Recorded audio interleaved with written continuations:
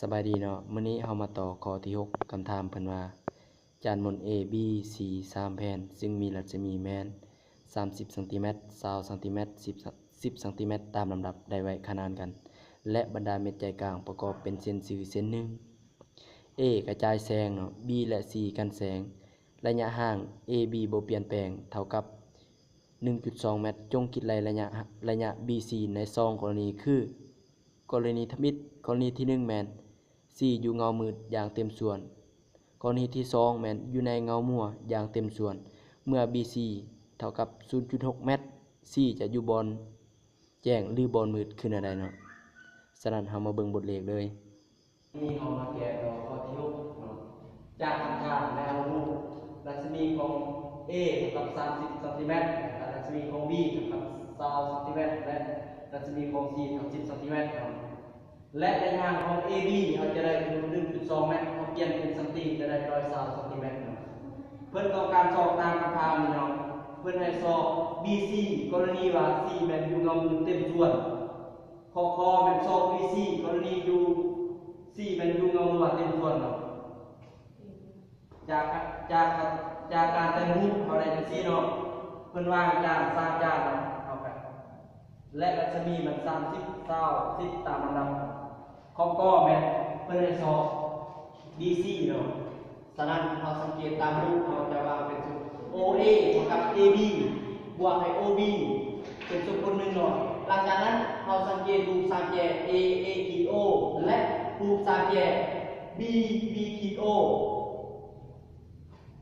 จากรูปตัวนี้เนาะแล้วก็เอา E ที่ใส่นักเรียนตอนแรกเราจะได้ A A ขีดส่วนให้ B B ขีดเท่ากับ A O ส่วนให้ A B จะได้ A A ขีดส่วนให้ B B ขีดเท่ากับ A B บวกให้ O B ส่วนให้ O B เนาะหลังจากนั้นเอาค่ารัศมีคือว่าตัวอย่างรัศมีของ A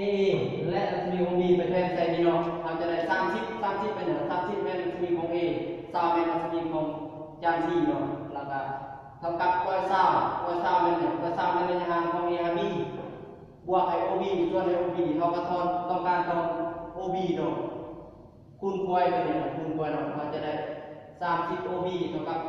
2,400บวกให้20 OB เท่ากับ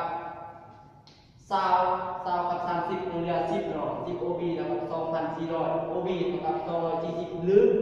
240นี่เราสามารถแตกเป็นเม็ดจะได้เป็น2.4 เม็ดเนาะ2.4 เม็ด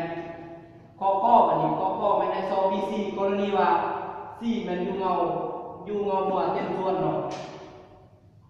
เอาวางเป็น CO เท่ากับ BO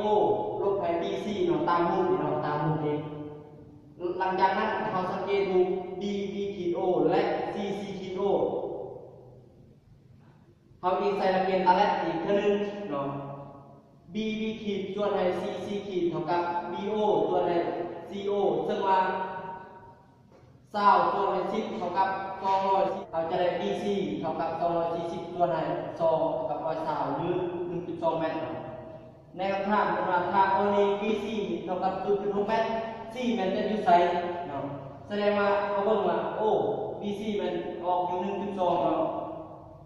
เขาเห็นว่า BC นี่เท่ากับ 0.6 น้อยกว่า 1.2 ฉะนั้น C จะอยู่ในเงามือเต็มส่วน